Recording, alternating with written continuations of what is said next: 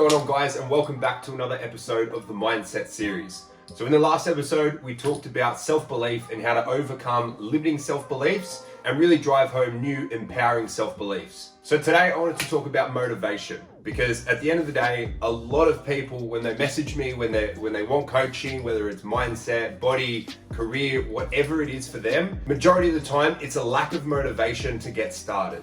We have a call, we get them a bit motivated, I find out what motivates them, and then when we get started, we follow the system which creates massive motivation and momentum within their life. So I've already said a key few things that I really want to touch on in this episode, which is momentum, different types of motivation for people, whether it's push or pull motivation. So like I said, at the basis of everything, motivation is where we all want to start. We all want to feel more motivated, we all want more energy, more motivation, and once again, just touching on it, motivation and energy, they're very much the same. You see someone that has a lot of energy and you think, wow, that person's motivated, not, oh, that person's energized. These days, if someone's got energy, we typically think, oh, they're driven, they're motivated. And it's really just energy. So how can you create that within yourself, without caffeine, without stimulants, in order to have that authentic motivation, which is really energy. So the main thing with motivation is it's a spike. Motivation is always just going to be a spike. So whether it's starting a new job, starting a side hustle, starting at the gym, wanting to lose weight, wanting to make more money, it all starts with that spike. We see something that motivates us. We watch Rocky and then we get motivated to go train. You watch Wolf of Wall Street, or you listen to a podcast, or you watch a motivational video, and that motivates you to go start a career or go start something on the side to generate more wealth. But at the end of the day, motivation, it's always going to be a spike, and it should be like that. I don't think motivation should be this continuous up and up and up. Yes, you can feed the motivation, you can feed the momentum and the habits that continue to build the motivation. But if it was just a constant up and up of pure motivation instead of a spike, then I feel like it would take more from your life and it would be really draining on yourself. So don't get me wrong, I feel like you can keep developing the habits and the skills to keep going up in terms of energy and what you're doing and performance. But actual motivation, it's typically just a spike. And then the other things come into it, the habits, which build the momentum, which then continue feeding that motivation. So first things first, know that motivation is typically just a spike. At the start, it is very normal. Motivation is always going to be that spike, which gets us off our ass, which gets us to do the things that we need to do in order to achieve the things that we want. So know that it is a spike. However, once we do have that spike, it is up to you in order to keep everything going. And that's where momentum comes into it. Let's say you watch a movie and you get really motivated to go lose weight. Then you go sign up at the gym and you start training, or you change your diet and you start losing the weight.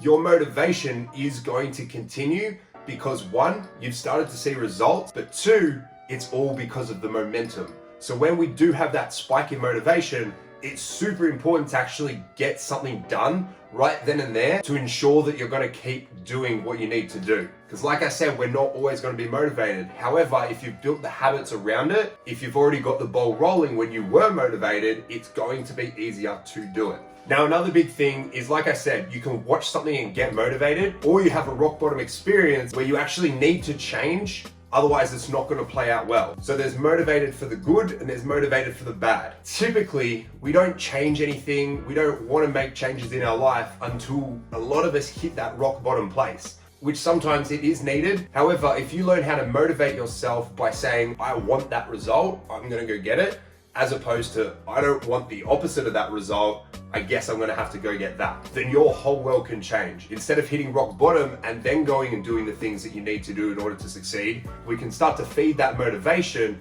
which is gonna get the results. So that's what you call push and pull motivation. Does the goal itself pull you to it?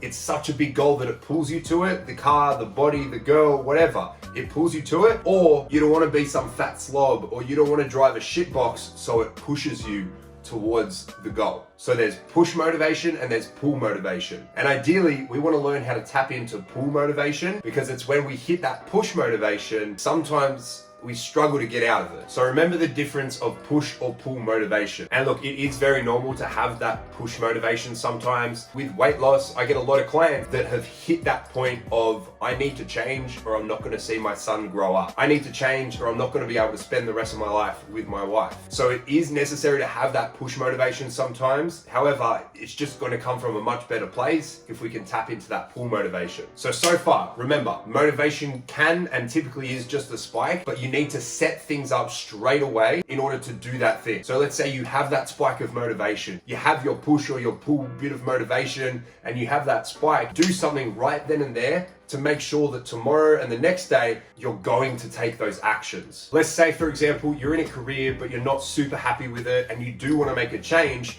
And one day you have that push or pull motivator. And when you are in that spike of motivation, you need to do something then and there in order to lock in that momentum and build the habits to then create the results that you want. Because let's face it, you're not gonna be motivated 24/7. A lot of people think, oh, I'm just gonna be motivated one day, I'll go to the gym then. Oh, one day I'll be motivated, so I need to make sure that I do that then and there. But if you know how to motivate yourself by listening to something, by watching something, by taking a bit of a day off and going and doing things that really motivate you, that's going to be the way that you achieve it, not just on a whim, not just on, oh, I'm going to be motivated one day to do that. Learn how to motivate yourself now. You know, what gets you motivated? Is it watching a movie where you're watching someone, succeed with their fitness or succeed with their business? Is it listening to podcasts? Is it listening to mentors speaking or listening to motivational videos or taking the day off to go look at fancy cars or look at houses that you want to live in one day?